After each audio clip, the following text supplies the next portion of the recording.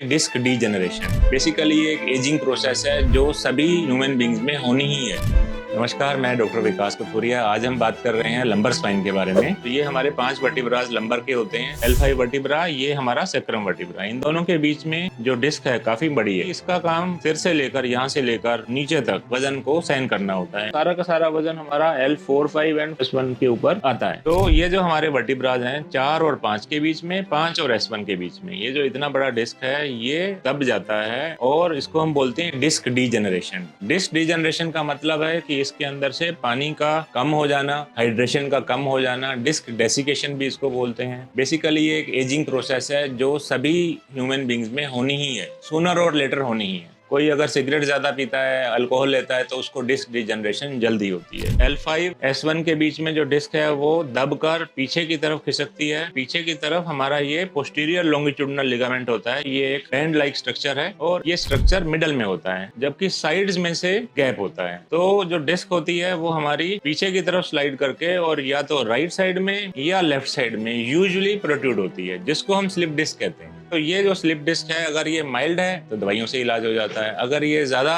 निकल कर आ रही है तो इसका मतलब ये हमारी नर्व्स को कंप्रेस कर रही है, और अगर वो ज्यादा समय तक कंप्रेशन में रहता है तो नर्व सुन्न हो जाती है और डेड भी हो सकती है, जिसके लिए हम माइक्रो डिसेक्टमी सर्जरी करते हैं। बहुत लोगों को टीएलएफ की फ्यूजन सर्जरी की रिक्वायरमेंट होती है, जिसमें हम डिस्क को रिप्लेस कर देते हैं केज के थ्रू और उसमें 2 स्क्रूज ऊपर और 2 स्क्रूज नीचे वाले वर्टिब्रा में डाल देते हैं और उनको आपस में फ्यूज कर देते हैं। इसको हम फ्यूजन सर्जरी कहते हैं। घबराइए नहीं, ये सबको सर्जरी की आवश्यकता नहीं पड़ती है। मोर देन 70% पीपल का इलाज दवाइयों से संभव है। Thank you.